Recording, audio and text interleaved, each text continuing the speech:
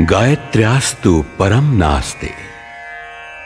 गायत्री से बड़ा कोई मंत्र नहीं है। ऋषियों ने इसीलिए गायत्री को महामंत्र कहा है।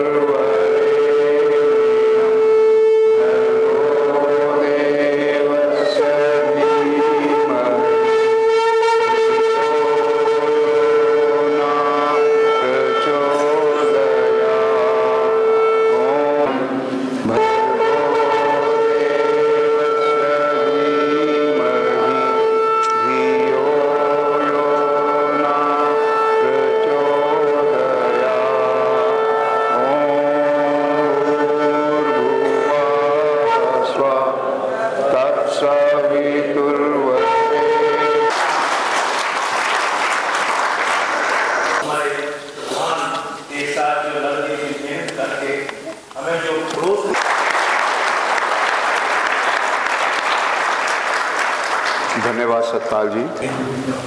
फर्स्ट रो में जो बैठे हैं वो दूसरे की हेल्प भी ले सकते हैं अगर उनको चाहिए तो। कृपया इस पे अपना नाम और वो रख लेंगे, अपनी लघु पुस्तिका पर अपना नाम और मोबाइल नंबर भी लिखना है।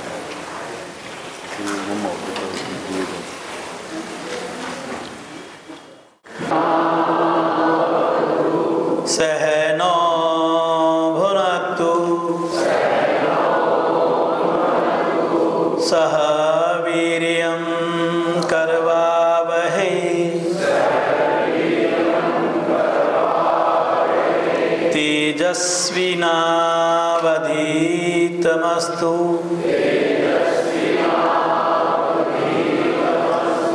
मा विद्विषावहै।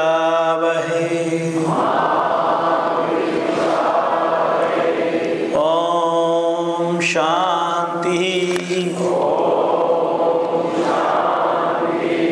शांति शांति।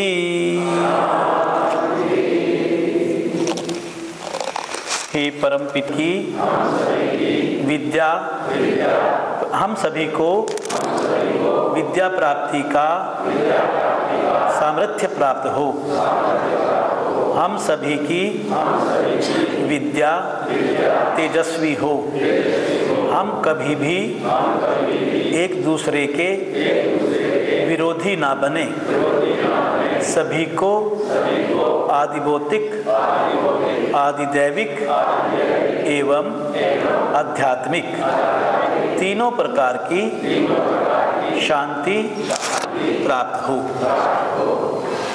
वार्ता पहली हम इस सत्र की प्रारंभ करें।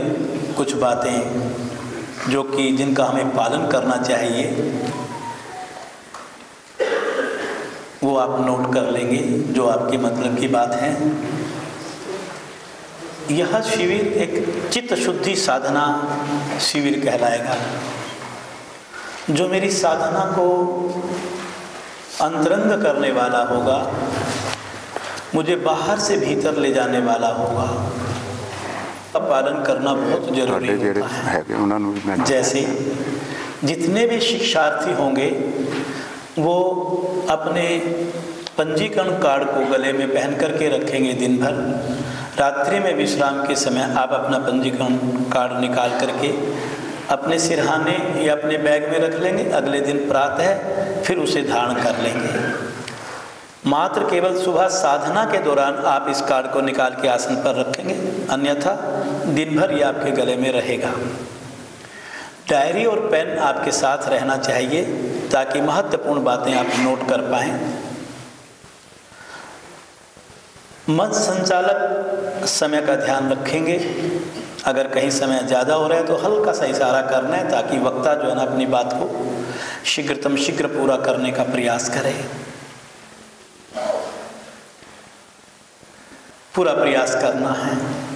साधना मुझे संयम की ओर लेकर के जाती है। अगर हम जीवन में संयम करना सीख लें तो वास्तव में साधना आते समय नहीं लगेगा जीवन में, या यूँ कहिए कि उसके प्रखर होने में, निखरने में समय नहीं लगेगा। हमें तीनों दिन श्वेत वस्त्र पहनने हैं। आप अक्षर से उसका पालन करेंगे अगर आपने वास्तव में इस कार्यक्रम को सफल बनाना है। कार्यक्रम के दौरान हम किसी अन्य गतिविधि से नहीं जुड़ेंगे। अपना आश्रम है, कहीं नल और बिजली व्यर्थ में गंवाई ना जाए। जब आप बाथरूम से आएँ तो देखिए नल का बंद किया कि नहीं। जब आप यहाँ आते हैं अपने एरिया में जहाँ भी आप रह रहे हैं, वहाँ की बिजली अनावश्यक जलती ना रह जाए, इस बात का ध्यान रखना। समय पड़ते ही लिखित परीक्षा की तैयारी करते रहेंगे। 3 दिन तक आप अपने मोबाइल का स्विच बंद रखेंगे। ये बात वहीं कह दी थी मैंने। अगर किसी का प्रीपेड है तो बहुत अच्छी बात है, उसका बजेगा ही नहीं। और सिम कार्ड लेने का प्रयास ना करें यहाँ पर किसी के माध्यम से। आपको घर पे किसी टाइम हम बतला देंगे कब मैसेज दे सकते हैं। आप किसी और के फ़ोन से मैसेज दे देना। अगर बहुत ज़्यादा किसी को परेशानी है तो मेरा पोस्ट पेड है, आप मेरे से फ़ोन ले लेना, मेरे फ़ोन से कर लेना। लेकिन आप अनावश्यक फ़ोन मत करना। और घर वालों को भी कह दीजिएगा एक ही बार में कि वो 3 दिन आपको छोटी छोटी बातों पर फ़ोन ना करें। कोई फ़र्क नहीं पड़ता। 3 दिन दुनिया कहीं नहीं जाएगी। इस दुनिया से उस दुनिया में जाने के लिए इस दुनिया का त्याग बहुत ज़रूरी है। यही है बहिर्मुखता से अंतर्मुखता की ओर बढ़ने का तरीका। रात्रि में शाम को भी आपको ये दोबारा से सूचना दे दी जाएगी। जागने पर सख्त मनाही होगी। अगर कोई भी पता चला कि रात्रि में किसी ने इस नियम को तोड़ा है तो, और वो खबर हमारे पास, क्योंकि हमने अपने जो क्या बोलते हैं उसको, जो नीचे जो मुखबरी करते हैं, तो वो करते रहेंगे। तो मैं हाथ जोड़ करके निवेदन करूंगा कि कृपया आप इसका पालन करेंगे, क्योंकि इसका पालन करना ही इस शिविर की सफलता का मूल कारण बनेगा। आइए हम इसमें क्या चर्चा करने वाले हैं। अपने जहाँ से योग की शुरुआत होनी चाहिए, जैसे कई बार हम केंद्रों में कहते हैं कि संस्थान यम और नियम को छोड़ करके आसन से अपनी साधना शुरू करता है, ऐसा नहीं है। वो हमारा पार्कों तक सीमित है बात। वास्तव में हम अपने साधक को अष्टांग योग की साधना करवाना चाहते हैं, लेकिन पहले आपको आसन प्राणायाम का अभ्यास केंद्रों में करवा करके आपकी जो रज वृत्ति और तम वृत्ति है उसे कम करना चाहते हैं। और जब थोड़ी सात्विक वृत्ति का उदय होने लगता है साधक के भीतर, तो फिर वो अन्य अंगों के ऊपर चिंतन करने लगता है। उसको समझ में आने लगता है कि आसन और प्राणायाम की साधना अपने आप में पूर्ण साधना नहीं हो सकती। अतः उससे जो पहले के यम और नियम के बारे में कुछ कहा गया है महर्षि पतंजलि के द्वारा, तो जरूर उसके पीछे भी कुछ रहस्य होगा। हम सूत्र 29 से लेके 45 तक 3 दिन तक केवल यही सूत्र करेंगे, 29 से लेकर के और 45 तक। ये साधन पाद की लघु पुस्तिका आपके हाथ में है, जिसके अंदर कुल 55 सूत्र दिए गए हैं। वास्तव में जो साधन पाद जो विषय है, जो हमने पिछले 2 साल में कोरोना काल के दौरान इसको किया बड़ी गहराई से, अब तो ये पूरा हो चुका है। हम विभूति पाद में एंट्री कर चुके हैं और दिल्ली में हम फिर अगले महीने उस विषय पर चर्चा करेंगे। इस खंड में महर्षि पतंजलि ने 2 प्रकार के साधकों को लिया, एक मध्यम कोटि का साधक और एक निम्न कोटि का साधक। उच्च कोटि के साधक के लिए उन्होंने ये मार्ग नहीं दिया, उच्च कोटि के लिए सीधा समाधि पाद दिया उन्होंने, तो उसकी चर्चा नहीं करेंगे। हम साधन पाद पर चर्चा करेंगे। साधन पाद हम और आप जैसे साधारण साधक के लिए वाकई जीवन को बदलने वाला खंड है। ये यज्ञ के जो 7 रूप हैं वो कौन कौन से हैं, और अष्टांग योग के पहले 5 अंगों की विवेचना इस खंड में की गई है। और 5 क्या हैं वो? यम, नियम, आसन, प्राणायाम और प्रत्याहार। धारणा, ध्यान और समाधि को हमने अंतरंग साधना में लिया, जिनको हम विभूति पाद में पढ़ेंगे अगले 1, 1.5, 2 साल तक। बहुत सुंदर ढंग से उसको धीरे धीरे करेंगे। इन 3 दिनों में हम वास्तव में बड़ी सिंपल सी बात करेंगे कि हम यमों और नियमों की साधना क्यों करें और कैसे करें, उससे क्या मिलने वाला है। और उनको सिर्फ आपने सुनना नहीं है। कहते हैं छोटे छोटे प्रयास व्यक्ति को बड़े प्रयास करने लायक बना देते हैं। तो छोटे छोटे संकल्प बड़े संकल्प तक लेकर के चले जाते हैं। आप एकदम बड़ी छलांग मत लगाएं, धीरे धीरे चलें तो जीवन में सब कुछ पा सकते हैं। सूत्र 29 जो है हमारा, आपके पास लघु पुस्तिका है, उसके अंदर खाली पेज भी है शॉर्ट नोट्स बनाने के लिए आपके लिए, ताकि चिंतन के विषय जो होंगे आपके वो आप उस पर लिख पाएंगे। उसके सामने वाले जहाँ सूत्र दे रखा है उसके सामने होगा।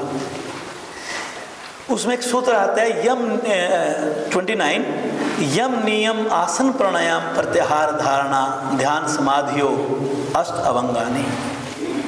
अर्थात यम, नियम, आसन, प्राणायाम, प्रत्याहार, धारणा, ध्यान और समाधि, ये योग के 8 अंग बतलाए गए हैं। इन 8 अंगों पर हम 2 बातों को आज इस सत्र में लेकर के जाएंगे कि 8 अंग हैं क्या। बड़ा शॉर्ट के अंदर, कभी आपको बतलाना पड़ जाए केंद्रों में तो आप बता भी पाएं। और फिर इन 8 अंगों की साधना क्यों करें हम, क्या मिलने वाला है हमें, इस विषय पर चर्चा होगी। विषय बहुत सुंदर होंगे सारे के सारे, आपकी साधना को गहराने वाले, गहन साधना की ओर लेकर के जाने वाले। यम जो है, यम किसे कहते हैं? यमों का संबंध सीधा समाज से है, जो सामाजिक वातावरण को अच्छा करे, जो मेरे आसपास के वातावरण को अच्छा करे। आपने 5 यमों की बात सुनी होगी, अहिंसा, सत्य, अस्तेय, ब्रह्मचर्य और अपरिग्रह, जिनके ऊपर हम विस्तार से चर्चा करेंगे आगे आने वाले सत्र में। धीरे धीरे करेंगे, कई सत्र लग जाएंगे इस पर इस शिविर के दौरान। जब व्यक्ति यमों का पालन करता है तो सबसे पहला लाभ उसको क्या होता है? उसके 5 कलेश कटते हैं। अगर आप जीवन में यमों को उतार लें, अगर आप यमों को धारण करें, वो आपके स्वभाव का, आपके साधना का, आपके अनुष्ठान का हिस्सा बन जाए, तो आपके जीवन में अविद्या, अस्मिता, राग, द्वेष, अभिनिवेश, इनका नाश होता है। आपके जीवन से ये कलेश कट जाते हैं। और जैसे ये कलेश कटेंगे उसका फिर आगे प्रभाव क्या होगा? आपके जीवन में सात्विकता आने लगेगी। इसी के लिए तो हम साधना करते हैं। अगर तमस्ता और रजस्ता, अगर ये 2 चीज़ें हमारी कम होने लग जाएं और सात्विकता हमारे जीवन में बढ़ने शुरू हो जाए, तो सोचो कि आप साधना के मार्ग मिल गया आपको। व्यक्ति जो सकाम कर्म के अंदर उलझा रहता है, अगर यमों का पालन करेगा वो, तो यमों का पालन करते करते उसके सकाम कर्म निष्काम कर्म में बदलने लगेंगे। आपके आसपास का वातावरण अच्छा बनने लगेगा। जो यमों का पालन नहीं करता उसको योग के मार्ग में सफलता नहीं मिलती। देखो, हम क्या कहते हैं कि हम आसन से साधना शुरू करवाते हैं, तो वो तो गलत है ना। हमें तो अब ये बात कहनी बंद करनी होगी, या इसको थोड़ा धीरे से बोलना पड़ेगा, क्योंकि योग में सफलता मिल ही नहीं सकती जब तक आप यमों का पालन नहीं करेंगे। पर किसी बिगिनर को कहें हम तुझे हम सत्य बोलना सिखाएंगे, तो वो आपके पास आएगा? नहीं आएगा। उसको तो हमें यही कहना पड़ेगा, देखो भाई तेरी गर्दन में दर्द है, तू आ, तेरे को भुजंग आसन करवाएंगे, वो ठीक हो जाएगा। उसको लालच दे करके बुलाते हैं, लेकिन बुलाने के पीछे संस्थान का कितना बड़ा राज है, कितना केंद्र का संचालन करना। देखिए ये निष्काम कर्म है कि नहीं। और यम क्या करता है? सकाम कर्म को किस में बदलता है? निष्काम कर्म में। आपको डूबना है विषय के अंदर, तभी आपको विषय समझ में आएंगे। कठिन नहीं है, बस आत्मा से समझना है उसको। निष्काम भाव से योग केंद्र का संचालन करना यमों के पालन का बहुत बड़ा उदाहरण है। एक केंद्र प्रमुख या शिक्षक बन जाना, नियम, बस थोड़ा थोड़ा अर्थ जानेंगे। नियम, नियम मेरे को खुद को ठीक करता है। जो जब नियमों का पालन करते हैं, इसका प्रभाव मेरे शरीर पर आएगा, मेरी इंद्रियों पर आएगा, मेरे मन पर आएगा कि क्षिप्त अवस्था में जिएगा या वो मन की विक्षिप्त अवस्था में जिएगा। कितनी अवस्थाएं बतलाई मैंने? 3।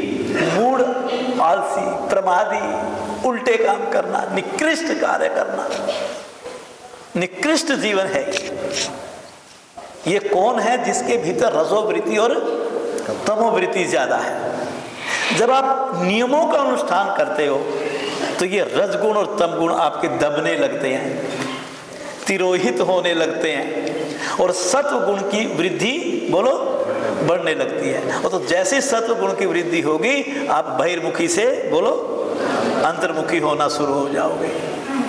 हम जितने भी सांसारिक कार्य करते हैं, ये सब रजोगुण की ओर इशारा करते हैं। और समाज में जो हम निकृष्ट कार्य करते हैं, निकृष्ट समझते हैं ना, घटिया किस्म के, जिसकी जो समाज जिसकी अनुमति नहीं देता, वो बात दूसरी है। पर्दे के पीछे हम सब करते हैं ऐसा। जो निकृष्ट कार्य करते हैं वो तमोगुण की ओर इशारा करता है। और जब एक केंद्र प्रमुख केंद्र का संचालन करता है, तो आप सच मानिए वो सतोगुण की तरफ इशारा करता है। वो क्या करता है बोलिए? सतोगुण की तरफ इशारा करता है। तो जब हम नियमों का पालन करते हैं, शौच, संतोष, तप, स्वाध्याय, ईश्वर प्रणिधानानि नियमः, जब हम इनका पालन करते हैं तो हमारे जो हमारे तमगुण और रजगुण हैं वो हटने लगते हैं और सतगुण बढ़ने लगते हैं। तो इसका मतलब यम और नियमों के बिना तो गुजर नहीं है।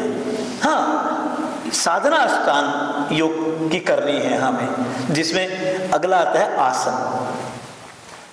हर पड़ाव की अपनी अपनी महिमा है। सांसारिक जीवन में जब रज और तम गुणों की प्रधानता बनी रहती है, तो व्यक्ति क्या करता है? रज गुण के कारण बिना सोचे समझे भिन्न भिन्न प्रकार के सांसारिक कार्यों में लीन रहता है। ऐसे व्यक्ति को ये कहो कि तुम योग कर लो तो उसके पास टाइम नहीं होता। ऐसे व्यक्ति को कहो कि तू सेवा कर ले, वो अपने धुन में, अपने पैसे, अपने पद, अपने अहंकार के चक्र में फंसा रहता है। और जो तम गुण उसके अंदर आता है तो वो क्या करता है? वो आलसी बन जाता है, वो प्रमादी बन जाता है। वो जो अभी मैंने आपको बताया था एक शब्द निकृष्टता की तरफ, वो उसकी अधोगति होती है। ऐसे व्यक्ति की समाज में वो अच्छे कार्य नहीं कर पाता। इन दोनों कारणों से उसका शरीर धीरे धीरे रोगी होने लगता है। उसके जो आज आप बीपी की बीमारी, शुगर की बीमारी, हार्ट की बीमारी या कोई अन्य बीमारियों की जितनी बात करते हो, तो वो तम गुण और रज गुण का बहुत बड़ा परिणाम है। ये बात समझ लें आप। लेकिन जब आप आसनों का अभ्यास करते हो तो इससे आपके सिस्टम्स बढ़िया बनने लगते हैं, आपके अंग सक्रिय बनने लगते हैं, आपके स्राव अच्छे बनने लगते हैं, आपको शारीरिक स्थिरता प्राप्त होने लगती है, आपको शारीरिक सुख मिलने लगता है। अगर आपकी शारीरिक वेदनाएं ठीक हो जाएं, आपका पाचन निष्कासन बढ़िया हो, सारी प्रणालियां ठीक हो, चयापचय बढ़िया हो, आपकी सोचने की शक्ति ठीक हो, तो आप तो अपने आप को फिर अच्छा महसूस करेंगे कि नहीं करेंगे? तो ये स्थिरता आपको किससे मिलती है बोलो? आसनों से मिलती है। हम क्या करते हैं? प्रतिदिन अपने केंद्रों में जाकर के 1 घंटा शरीर को हिला लेते हैं। शरीर को हिलाने से कब्ज नहीं बनेगी, मल अंदर नहीं ठहरेगा, पाचन बढ़िया हो जाएगा, निष्कासन बढ़िया हो जाएगा, चयापचय बढ़िया हो जाएगा, फेफड़े ठीक से काम करेंगे, रक्त भ्रमण बहुत बढ़िया होगा, इम्यून सिस्टम काम करेगा, रोग होंगे तो भाग जाएंगे और आगे हमारे भीतर आएंगे नहीं। तो हम बिना पीड़ा के घंटा आध घंटा अगर ध्यान में बैठना चाहें तो बैठ पाएंगे। कहते हैं जिस गाड़ी का इंजन ही ठीक ना हो, वो गाड़ी मंजिल तक क्या पहुंचेगी? आज आप उत्तर संपर्क क्रांति और उससे आए बैठ के दूसरी, उससे पहले कौन सी पहुंची? राजधानी। उसी में ज्यादा सवारी थी, हमारे साधक थे, उनके इंजन बड़े मजबूत थे। टक टक टक टक टक टक टक आए और ठीक 5:55 पे गाड़ी उत्तर संपर्क आती, आकर के जम्मू लग गई। अगर कोई खटारा गाड़ी होती तो क्या होता, कहीं ना कहीं रास्ते में रोक देती, यहाँ बैठे रहते हम कि अब आएंगे उत्तर संपर्क क्रांति वाले, होता कि नहीं। बस ऐसे ये शरीर है। इस शरीर को अगर आपने इसके इंजन को स्वस्थ रखना है तो उसके लिए क्या जरूरी है बोलो? एक आपने सुना है ना, स्थिर सुखम आसनम, स्थिरता भी देता है और सुख की अनुभूति भी करवा देता है। और जब स्वभाव में आप साधना करते करते आसन की परिपक्व अवस्था में जाकर के, जिसको प्रतन शैथल्य की अवस्था कहते हैं, और अब अपने ईश्वर के चरणों में ध्यान लगा लेते हो, ततो द्वंद्वो विघाता। और फिर क्या होता है, फिर साधक के जीवन में जितने भी प्रकार के कष्ट होते हैं वो सारे कष्टों का विनाश हो जाता है। आप के अंदर कष्ट सहन करने की शक्ति आ जाती है। जैसे अभी ललित जी कह रहे थे कि भी आप जब यहाँ बैठोगे 3 दिन तक आपकी कमर में भी दर्द होगा, घुटनों के दर्द में भी दर्द। अगर आप आसनों का अभ्यास करते हो तो नहीं होगा, ये पक्की बात है। क्यों? क्योंकि आपके शरीर के अंदर ये बैठने की जो क्षमता है वो बढ़ जाती है, कष्टों को सहन करने की क्षमता बढ़ जाती है। फिर धूप आपका कुछ नहीं बिगाड़ सकती, फिर ठंडी आपका कुछ नहीं बिगाड़ सकती, फिर आप मान अपमान से आप ऊपर उठ जाते हैं, फिर अमीरी गरीबी के व्यू चक्र में आप नहीं पड़ते, फिर सुख और दुख आपके लिए कुछ नहीं रहता। वो है वास्तव में सही मानों में जिसको हम कहते हैं ततो द्वंद्वान विघाता। ये आसन की सिद्धि है बहुत बड़ी। लेकिन ठीक है, हम वहां तक नहीं पहुंचे, पर प्रयास तो कर रहे हैं ना। जो प्रयास ही नहीं करता वो क्या पाएगा जिंदगी में? ये सोच ले कि तो मार्ग ही गलत है। जिस मार्ग पे प्यारे तूने चल के देखा ही नहीं, तो उस मार्ग को गलत कहने का तुझे कोई बोलो अधिकार नहीं है। तो योग के मार्ग पर उंगली उठाना बहुत बड़ा पाप होता है, इसलिए यहाँ पर शंका करना भी पाप है। उसके बाद चौथा है प्राणायाम। प्राणायाम की मैं लंबी परिभाषा नहीं दूंगा क्योंकि आप बहुत सुनते हो शिविरों में मेरे से प्राणायाम रहस्य के बारे में, लेकिन एक सूत्र की याद दिलवाऊंगा। सूत्र 49 है साधन पाद का, तस्मिन् सति श्वास परश्वास योर गति विच्छेद प्राणायाम में सिद्धि प्राप्त कर लो। उसके बाद स्थिरता प्राप्त करने के बाद श्वास प्रश्वास, श्वास लेना और श्वास छोड़ना, योर गति, इन दोनों अवस्थाओं की गतियों को विच्छेदा रोक देना प्राणायाम, उसको प्राणायाम कहते हैं। श्वास प्रश्वास की गति को जब हम रोक देते हैं, श्वास लेने और छोड़ने की गति को, तो उसे हम क्या कहते हैं? प्राणायाम कहते हैं। और ऐसे ही व्यक्ति के श्वास गहरे होते हैं, ऐसे व्यक्ति के श्वास लंबे होते हैं, ऐसे व्यक्ति के श्वास लयबद्ध होते हैं, ऐसे व्यक्ति के श्वास अनुपातिक होते हैं, ऐसे व्यक्ति के श्वास सूक्ष्म होते हैं, ऐसे व्यक्ति के श्वास स्तब्ध होते हैं। और ऐसे व्यक्ति के भीतर ही निर्णय लेने की क्षमता होती है। ऐसा व्यक्ति ही गलत और ठीक में फैसला कर सकता है। जो व्यक्ति प्राणायाम का अभ्यास नहीं किया करते, उनके फेफड़े कमजोर होते हैं, उनका कोई नियंत्रण श्वसन प्रश्वसन क्रिया पर नहीं होता। और जब उनके श्वास छोटे हो जाते हैं, जिसके श्वास फूलते हैं, आप सच मानिए उनकी मानसिक शक्ति भी अच्छी नहीं होती। और जिनकी मानसिक शक्ति अच्छी नहीं होती तो उनके निर्णय भी बोलो। तभी तो आपने कई बार एक वाक्य सुना होगा अपने शिक्षकों अधिकारियों से जो यहाँ बैठे हुए हैं कि प्राणायाम के अभ्यास से मानसिक स्थिरता प्राप्त होती है। वो कैसे होती है? आपके श्वास जब गहरे लंबे हो जाते हैं और आपका प्राणिक ऊर्जा, ये ब्रह्मांडीय ऊर्जा आपके शरीर के भीतर सम अवस्था में विचरण करती है, तो आपके ऊपर ये प्रभाव आने लगता है कि आपके निर्णय लेने की शक्ति, क्षमता कई गुना बढ़ जाती है, कई गुना बढ़ जाती है। प्रत्याहार, प्रति जमा आहार, आहार को उल्ट देना, प्रत्याहार। सब विषय असंप्रयोगे चितस्य स्वरूपानुकार इव इंद्रियाणाम प्रत्याहारा। सब विषय असंप्रयोगे, जब चित्त जब इन बाहरी विषयों को, सांसारिक विषयों से अपना रिश्ता तोड़ देता है, आसक्ति खत्म कर देता है, अनासक्त भाव से वो इनको अनासक्त भाव से अनासक्त हो जाता है इनके प्रति, वह जो सांसारिक बातें हैं, सांसारिक जो लेन देन है, और फिर वो ऐसी अवस्था में अनासक्त भाव से चित्त के स्वरूप का अनुकरण करता है, उसे हम प्रत्याहार की साधना कहते हैं। जब ये इंद्रियां हमारी बाहरी जगत को देखती हैं, जब ये बाहर विचरण करती हैं, तो इसके अंदर रजगुण और तम गुण बड़ी तेजी से बढ़ते हैं। जैसे किसी ने शराबी का संग पकड़ लिया, हर रोज वो दर्शन करता है अपने दोस्त के साथ बैठ करके मदिरा का, और तो धीरे धीरे वो मदिरा का सेवन करना शुरू कर देगा, तो वो तम गुणी बन गया। क्या बन गया?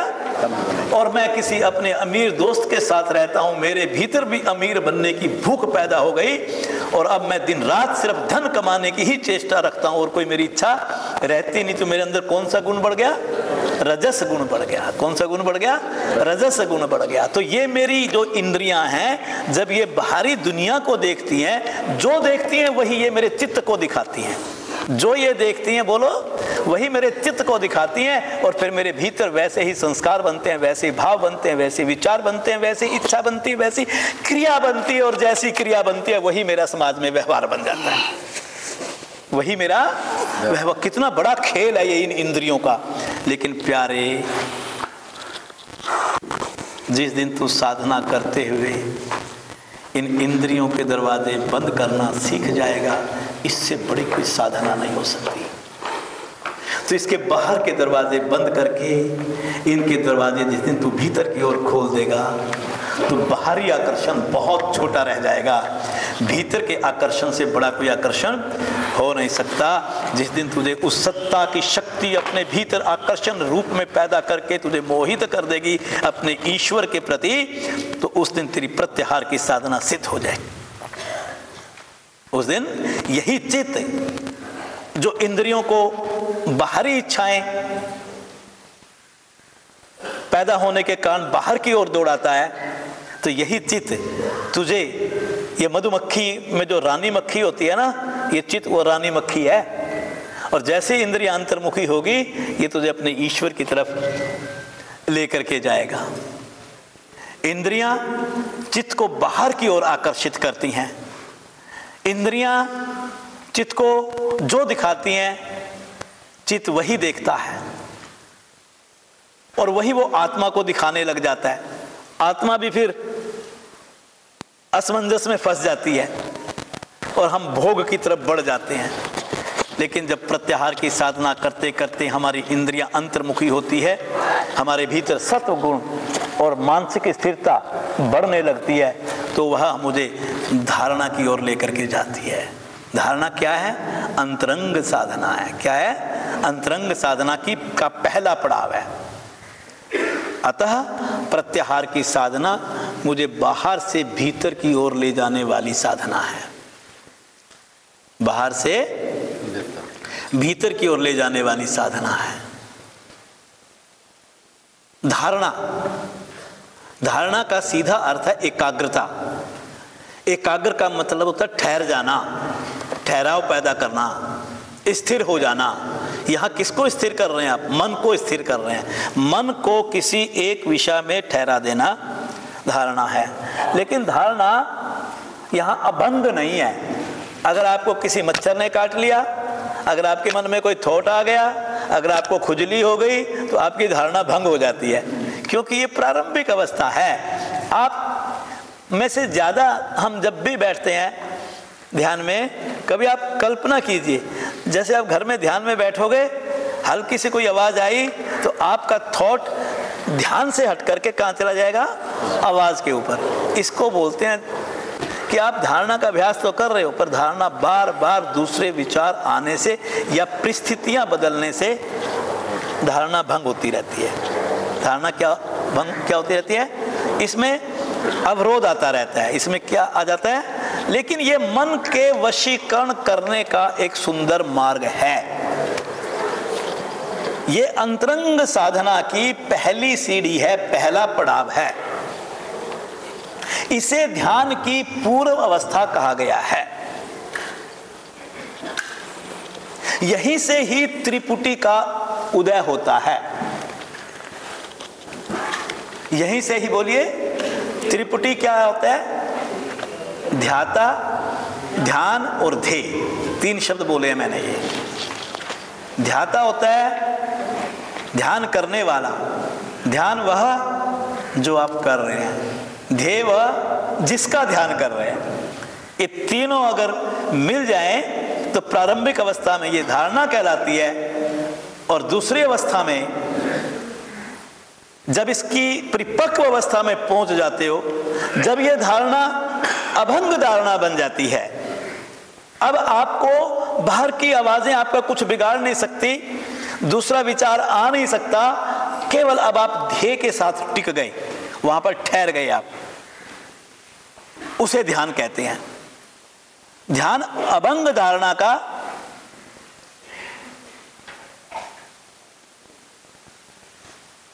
मेरी आवाज पीछे तक आ रही है? नहीं आ रही है? नहीं आ रही है। हुआ क्या ये पीछे? अच्छा, कोई बात की ध्वनि करेंगे, श्वास भरिए।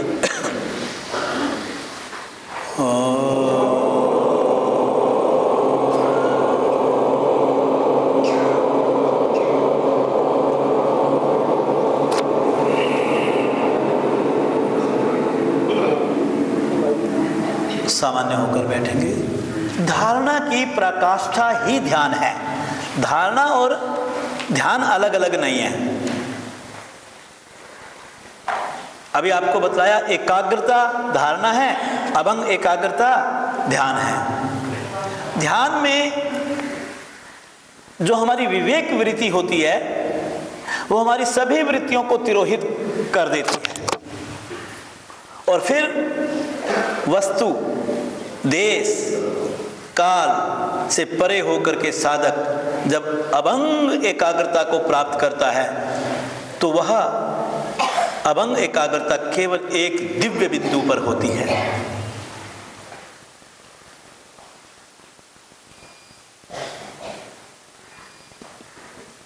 उसे ही हम ध्यान कहते हैं। ध्याता, ध्यान, ध्येय, इनके मध्य एकाकार कर देना वास्तव में सच्चा ध्यान है।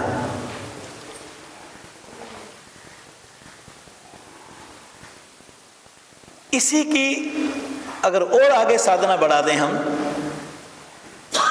इस अवस्था में, समाधि की अवस्था में, समाधि की अवस्था में आत्मा को चित्त से भिन्न रूप में साक्षात करवाने वाली जो विवेक वृत्ति होती है, जब साधक लगातार अपने अनुष्ठान को जारी रखता है तो वह विवेक वृत्ति का भी त्याग करते हुए जब उसका चित्त शुद्ध परमात्म स्वरूप में अवस्थित हो जाता है, उसे हम समाधि कहते हैं। समाधि में ध्याता और ध्यान का ध्येय में एकाकार हो जाता है। इसी को कैवल्य अवस्था कहा जाता है। यही वास्तव में जीवन का लक्ष्य है, यही साधक की एक मंजिल है जहां उसको पहुंचना है, जहां उसे पहुंचना है। आइए जानेंगे हम ये जो अष्टांग योग का अर्थ हमने जाना।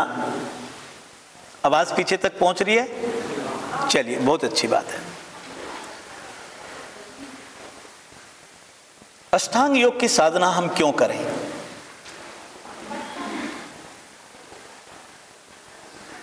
अभी आपने अष्टांग योग का अर्थ जाना। अष्टांग योग वास्तव में साधना का एक साधक के लिए एक सर्वश्रेष्ठ मार्ग है। जो साधारण जन होते हैं, गृहस्थी हमारे और आपकी जैसे, जिनके भीतर ईश्वर प्राप्ति की जिज्ञासा है, वे इस मार्ग पर चल करके अर्थ, सत्य, वैराग्य, धर्म और ज्ञान इनको प्राप्त करते हुए साधक अष्टांग योग की साधना के माध्यम से अपने भीतर कुछ विशेष गुणों को विकसित करने लगते हैं। उनके भीतर कुछ गुण विकसित होने लगते हैं जिनको हम कुछ विशिष्टताओं के नाम से भी जानते हैं। ये सात्विक विशिष्टताएं होती हैं जो उसकी साधना में उसे आगे ले जाने वाली होती हैं। ये मुख्यतः 8 विशिष्टताओं का जिक्र आता है इसमें शास्त्रों में। वो कौन कौन सी 8 विशिष्टताएं हैं, आओ उनको जानें।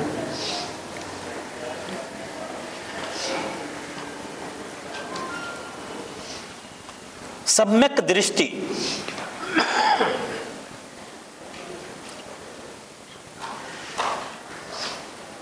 योग का अनुष्ठान करने से साधक के भीतर से जब धीरे धीरे धीरे धीरे रजगुण और तमगुण कम होने लगते हैं तो उसकी अज्ञानता का स्तर भी कम होने लगता है और ज्ञान का स्तर बढ़ने लगता है। उसके भीतर ज्ञान का उदय होने लगता है। वो समझने लगता है क्या गलत है, क्या ठीक है, क्यों करूं, क्यों ना करूं। और आप सच पूछो तो जैसे जैसे हमारी साधना आगे बढ़ती है तो उसके भीतर ज्ञान के स्तर भी बढ़ने लगते हैं। सबसे पहले जब आप इस मार्ग पर चलते हो तो सबसे पहले ज्ञान आपको मिलता है, उसको बोलते हैं प्रातिभ ज्ञान। प्रातिभ ज्ञान, प्रातिभ ज्ञान हमारे भीतर के अंधेरे को छांटने वाला ज्ञान है, हमारी कनिष्ठताओं को खत्म करने वाला ज्ञान है, हमारे अंधकार को मिटाने वाला ज्ञान है। मैं कैसे कहूं, अगर माना आप अंधेरे में बैठे हो, लाइट चली जाती है, तो अगर आप एक छोटा सा दिया भी अगर जला दो तो उस समय उस दिए का सहारा भी बोलो बहुत अधिक होता है, आपको सब कुछ कमरे में दिखाई देने लग जाता है। आप इसको दूसरे ढंग से ऐसे समझ लीजिए कि सारी रात आप अंधेरे में काटी आपने, और जैसी सुबह हुई तो आप देखिए जब सूर्य निकलने वाला होता है तो 1 घंटा पहले वो अपनी लालिमा की छटा बिखेरने लगता है धरती के ऊपर। आप कभी आकाश में देखेंगे तो एक अलग सा आपको संदूरी सा रंग नजर आएगा, जैसे संदूरी रंग समझते हैं ना, तो वैसा रंग एक छटा, एक लालिमा आपको, सूर्य अभी का उदय नहीं हुआ लेकिन वो 1 घंटा पहले जो अपनी लालिमा को दिखाता है, तो उससे क्या होता है, रात भर का जो अंधेरा, अभी सूर्य निकला नहीं लेकिन अंधेरा भाग गया, पहले भाग गया लालिमा को देख करके। तो बिल्कुल प्यारे, जब तू इस साधना के मार्ग पर चलता है, तू अनुष्ठान करता है, तो जो जो जो, जो पहला प्रारंभिक ज्ञान आपको होता है, प्रातिभ ज्ञान जो आपको होता है, वह ज्ञान आपके भीतर के अंधेरे को बोलो मिटाने वाला होता है। जो भ्रांतियां हैं आपके भीतर आध्यात्मिक मार्ग पर चलने के लिए, वो आपके खत्म होने लगती हैं। और जब आप इस साधना के मार्ग को लगातार चलाते रहते हो तो फिर आपको धीरे धीरे विवेक ज्ञान होने लगता है आपके भीतर। आप यूं कह लीजिए, आपके याद हो समाधि पाद में 2 शब्द आए थे, एक संप्रज्ञात समाधि, एक असंप्रज्ञात समाधि। संप्रज्ञात समाधि अपर वैराग्य की अवस्था है, जहां पर व्यक्ति अपनी वृत्तियों को प्रयास पूर्वक धीरे धीरे खत्म करता जाता है और विवेक ज्ञान के उदय की इंतजार करता है। तो संप्रज्ञात समाधि में जब साधक पहुंचता है तो उसके भीतर का जो अज्ञानता जब समाप्त हो जाती है, उसके जो कलेश खत्म हो जाते हैं, तो उसके भीतर विवेक ज्ञान पैदा होता है। विवेक ज्ञान ये संप्रज्ञात समाधि में पहुंचने के बाद होता है। यत, आपने सुना होगा एक यतमान वैराग्य, व्यतिरेक वैराग्य, अकेंद्रीय वैराग्य। जब जीवन में धीरे धीरे आप अभ्यास से आप इनको पाते हो, इन स्टेजेस को, अपनी कमियों को खत्म करते चले जाते हो, तो आप इस अवस्था में पहुंचते हो। और जब इस अवस्था को पालें तो एक ज्ञान और आता है, धर्म मेघ ज्ञान। असंप्रज्ञात योग है ये एक तरीके से। जब आप अपर वैराग्य से पर वैराग्य में जाते हो, जब आप विवेक वृत्ति से भी आपके अनासक्त भाव आ जाता है, आपके मन में भाव आ जाता है कि मैंने इस साधना से जो पाना था पा लिया, कुछ भी पाना मेरे लिए अब शेष नहीं है। जब ऐसी अवस्था में आप आ जाते हो, उसे असंप्रज्ञात योग कहा जाता है। यहां पर आकर के साधक समाधि की अवस्था प्राप्त कर लेता है, धर्म मेघ ज्ञान उसको प्राप्त हो जाता है। यही सांसारिक मार्ग को छोड़ चुका होता है और उसको कौन सा मार्ग मिल जाता है, बोलिए? ईश्वरीय मार्ग मिल जाता है उसको। ज्ञान की शक्ति बहुत बड़ी शक्ति है जी। कहते हैं उसको केवल नारद मुनि ने ज्ञान ही तो दिया था, और नारद मुनि ने जब डाकू रत्नाकर को ज्ञान दिया तो डाकू रत्नाकर के भीतर से वाल्मीकि निकले। उनके भीतर से कौन निकले, बोलिए? वाल्मीकि निकले। तो ज्ञान की महिमा बहुत बड़ी होती है। जब आप ज्ञान के मार्ग पर चलते हो और धीरे धीरे अभ्यास के द्वारा अपनी तामसिक और राजसिक वृत्तियों को प्रयास पूर्वक खत्म करते हो। सम्यक का मतलब होता है जो जीवन को बदलने वाला, अच्छी मार्ग पर ले जाने वाला, अच्छी दिशा की ओर ले जाने वाला। जो व्यक्ति जीवन में सम्यक संकल्प करता है उसका आध्यात्मिक विकास निश्चित होता है। जब साधक सम्यक संकल्प लेने लायक कब होता है? जब उसके भीतर सम्यक ज्ञान पैदा होता है, जो इससे पहले वाली विशिष्टता बतलाई। जब आप साधना करने लगते हो ध्वनि के साथ आप मिलेंगे, उससे पहले नहीं।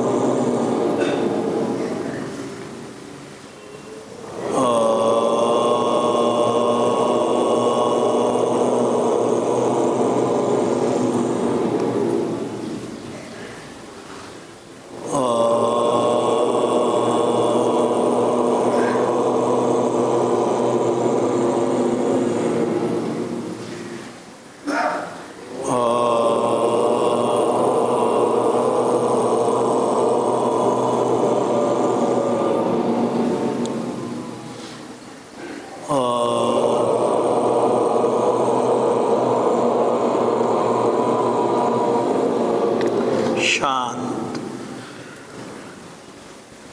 मन ही मन अपने प्रभु से जुड़ें और संकल्प लें कि मुझे आज अष्टांग योग क्यों जो बताया गया मैं उन 8 विशिष्टताओं पर दोपहर विश्राम के समय मौन साधना में रहकर कुछ देर अवश्य चिंतन करूंगा। पहला संकल्प, 12 बजे से 2 बजे तक हम सभी 1:50 तक वाक संयम का अनुकरण करेंगे। वाक संयम का मतलब है सोच समझकर बोलना, केवल आवश्यक बात ही मुख से बोलना, मधुरता के साथ बोलना, कम बोलना वाक संयम कहलाता है। अगर कोई ऊंचा बोलता है तो वह भी वाक संयम की श्रेणी में नहीं आएगा। धीमी बात, कम बात, जरूरी है तो बोलेंगे, जरूरी नहीं है तो नहीं बोलेंगे। वाक संयम के अभ्यासी के मुख से आंखें बंद रखेंगे, कटु वचन नहीं निकलते।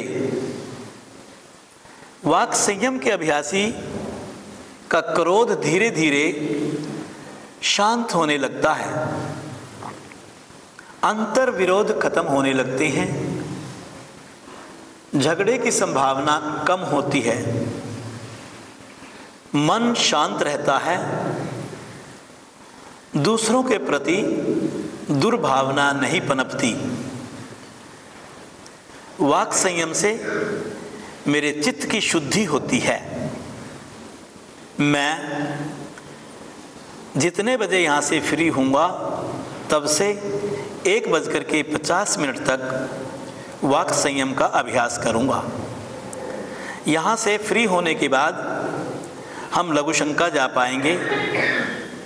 अगर कोई थकान महसूस करता है तो 2 मिनट, 4 मिनट, 5 मिनट टहल सकता है। जब तक भोजन की विशेल नहीं बजेगी तब तक भोजन के लिए आगे हम नहीं बढ़ेंगे। पहली पंक्ति में पंजीकरण संख्या 1 से लेकर के 150 तक जाएंगे। दूसरी पंक्ति में बाकी शेष जाएंगे। पहली में 170 तक चले जाइए, 1 से लेके 170 तक। शाम को भी यही रहेगा और दोपहर बाद चाय के समय पर भी यही। पहली पंक्ति 1 से लेके 170 तक और बाकी जो बच जाएंगे वो दूसरी पंक्ति में लगभग उसके 20 मिनट बाद वहाँ पहुँचेंगे। 20 मिनट से पहले कोई नहीं पहुँचेगा, वो जाकर के अपने आसनों पर लेट जाएंगे, 20 मिनट शवासन लगाएंगे। हम 1:50 पर यहाँ पहुँचेंगे। पूरे 2 घंटे का हमारा विश्राम होगा। ये आप रात्रि में आपका विश्राम ट्रेन में कम हुआ होगा। आपसे ये मैं निवेदन करूँगा कि आप भोजन करने के बाद आधा घंटा 1 घंटा जरूर सो लें और बाकी आप चिंतन करेंगे और मौन का अभ्यास करेंगे। अब इस समय जो सेवा करेंगे वो दिल्ली प्रांत भाग 1 के लगभग 15 अधिकारी खड़े हो जाएं। 15 जो सेवा में भाग देना चाहते हैं। जयप्रकाश जी के, हाँ बस ठीक है, बहुत हो गए, बहुत हो गए। आप सभी यहाँ से पहले रसोई की तरफ बढ़ जाइए। आपस में काम बांट लेंगे और यहाँ के अधिकारियों से अनिल शर्मा जी होंगे वहाँ पर, जिया लाल जी होंगे वहाँ पर, आप उनसे मिलेंगे। पहले सीधी आप खड़े हो जाइए। श्री राजेश चतुर्वेदी जो हमारे विभागीय अध्यक्ष हैं, मंजुला जी भुवनेश्वर में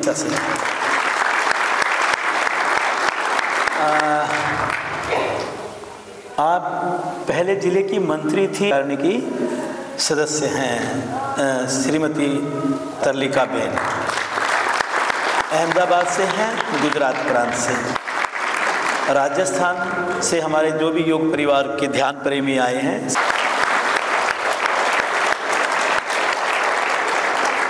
बैठे चंद वर्मा, आगे आओ, आगे आप आगे, वो रखे रहने दो, डायरी रखे रहने दो, बस एक बार आगे आ जाओ, क्योंकि परिचय होना भी तो जरूरी है ना, सब जाने तो सही एक दूसरे से इस बहाने।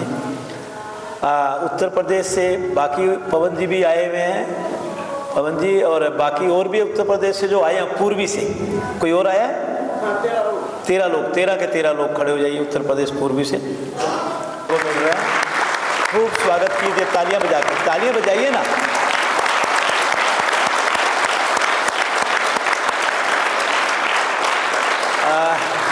है कोई प्रांत के अधिकारी, कोई और भी है? कार्यकारिणी के सदस्य आशाराम वर्मा जी, ठीक है। हाँ, अभी 2 दिन पहले तो मिले ही थे हम। योग संस्थान के महामंत्री श्री ललित गुप्ता जी एवं उनकी धर्म पत्नी वंदना जी। वंदना जी ऊपर आइएगा मेरे पास। आपकी आज शादी की सालगिरह है।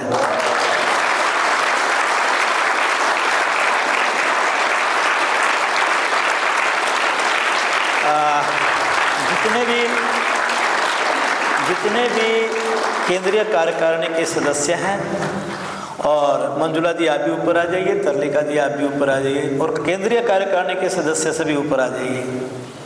बलदेव जी आप भी आ जाइए, जहाँ भी बैठे हैं। बलदेव जी नज़र नहीं आ रहे हैं मुझे। बलदेव जी यहाँ आके खड़े हो जाओ। 3 बार गायत्री मंत्र बोलेंगे और फिर फूलों की वर्षा करके हम आप सभी वहीं बैठे हुए हृदय से, मन से तालियां बजाते हैं। उस समय जब मैं कहूँगा कभी पहले बजा दो पूरी गड़गड़ाहट के साथ, और 2 मिनट तक किसी की ताली नहीं बजेगी, रुकेगी जब तक मैं ना कहूँ, रुकने का आदेश ना दूँ, ठीक है ना। ऐसी मतलब हमारा साधारण तरीका होता है, लेकिन शुभकामना तो हृदय से देनी होती है, किसी भी रूप में दे दें। आप भी इधर आ जाओ, इनके पास आओ, मेरी थोड़ी है।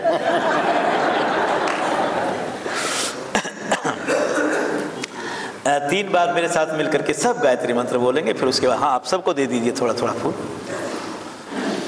ओम भूर्भुवः स्वः तत्सवितुर्वरेण्यं भर्गो देवस्य धीमहि धियो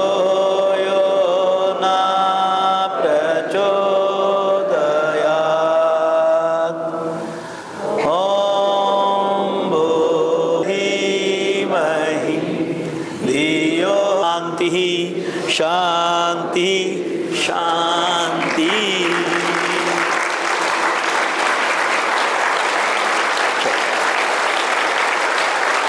बहुत बहुत बधाई आपको, बहुत बहुत बधाई आपको।